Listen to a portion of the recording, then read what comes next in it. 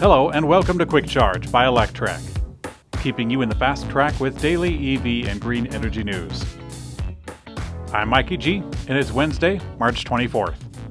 Tesla now accepts Bitcoin as payment, yet its own terms and conditions, the automaker pretty much explains why it's a bad idea.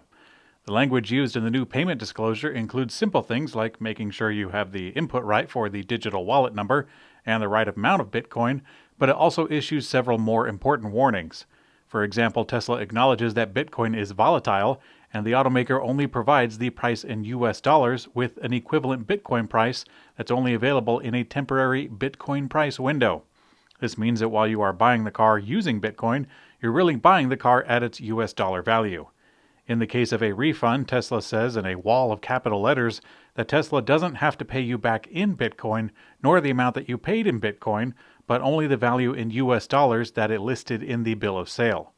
With the kind of price swings that Bitcoin has been experiencing, someone buying a Tesla with Bitcoin could pay over 50% overage within a few days of the purchase.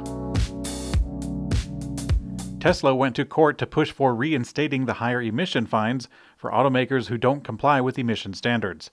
Last month, several states and environmental organizations sued the National Highway Traffic Safety Administration for delaying the adoption of the higher penalties for automakers that failed to meet the fuel efficiency requirements. The current effort in the court aims to give back teeth to the Corporate Average Fuel Economy, or CAFE, program that was made weaker by the Trump administration. According to the filing obtained by Reuters, Tesla says, quote, "The Trump administration's egregious action presents a situation as extraordinary as it is unjustified and inflicts immediate and irreparable injury on Tesla." The automaker goes on to say that the government is ignoring the ongoing impacts of the credit trading market. Automakers can avoid fines by trading credits with automakers who are exceeding the standards, which Tesla is doing by selling only electric vehicles.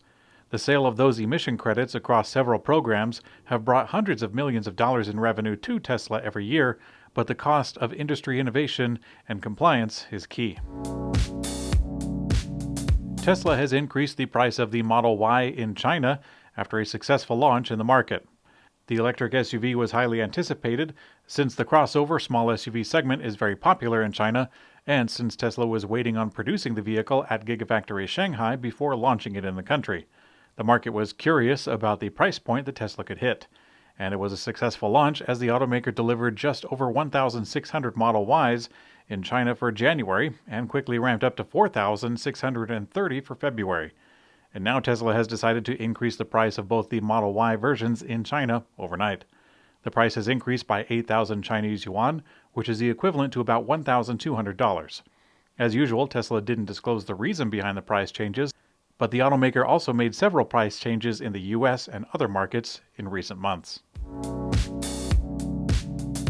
A new video shows Tesla's crazy new way to shift drive modes between reverse and forward in a new refresh Model S after Tesla removed the stock.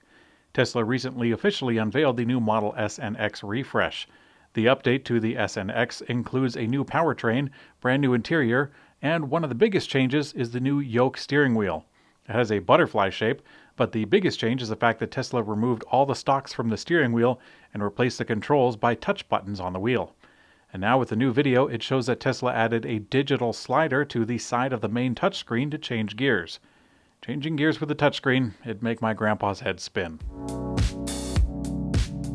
Consumer Reports has released a new report about concerns regarding Tesla's use of its driver-facing camera, and they raised an interesting question.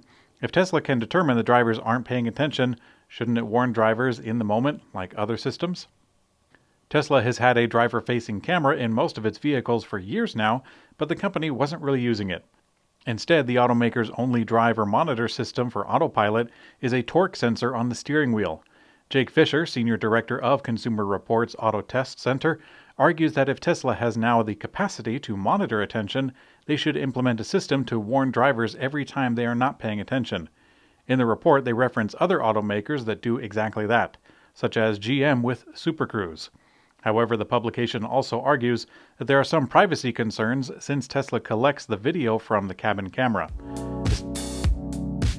International Express shipper DHL just announced plans to expand its green fleet in the U.S. In a press release from DHL, the logistics company revealed its plan to deploy an additional 89 Lightning electric transit vans in New York and California. They will put the total of vans produced by Lightning e-motors to just below 100. These new electric transit cargo vans are capable of achieving 61 miles per gallon equivalent, compared to 13 miles per gallon for similar internal combustion engine vans. Lightning e-motors also equips the EVs with proprietary telematics and analytic software. This will aid DHL in its route optimization, driver training, and vehicle efficiencies. Furthermore, DHL is piloting 4 electric tractor-trailer vehicles to haul goods to and from its DHL LAX gateway. Electrek takes a look at one of the lesser-known EV companies. This time it's Green Power Motor Company. This EV manufacturer designs, builds, and distributes purpose-built zero-emission cargo, shuttle, and transit buses. From purpose-built minibuses to wireless charging and Level 5 autonomous technologies, Green Power has a lot of clean innovation going on. Green Power Motor Company was founded in 2010 in Vancouver, BC, where it's still headquartered. Additionally, Green Power operates its own manufacturing facility in California.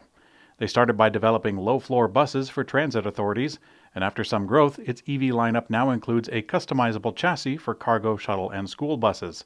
Their 150-mile range Class 4 minibus, the EV Star, remains Green Power's flagship vehicle since it debuted in 2018.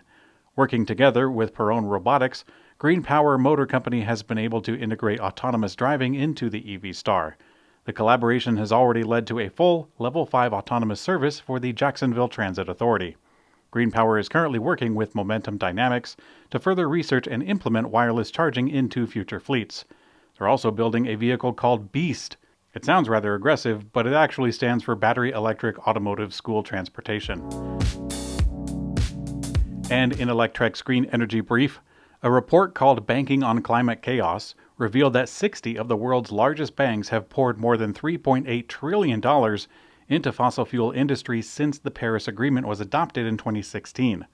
Further, fossil fuel financing was higher in 2020 than 2016. The biggest offender is JP Morgan Chase. The world's largest coal miner, which is Coal India, could venture into solar wafer manufacturing and wants to aggressively participate in the country's solar energy auction. Coal India's chairman, Praman Agarwal, told Reuters, quote, "Coal, as you know, we're going to lose business in the next 2-3 decades. Solar will take over from coal slowly as a major energy provider in the coming years. We are just exploring the possibilities where we can invest in solar wafer production. Nobody is currently there in the country." Thanks for watching Quick Charge by Electrek. We also have an audio version on your favorite podcast player. I'm Mikey G, and I hope you have a great day.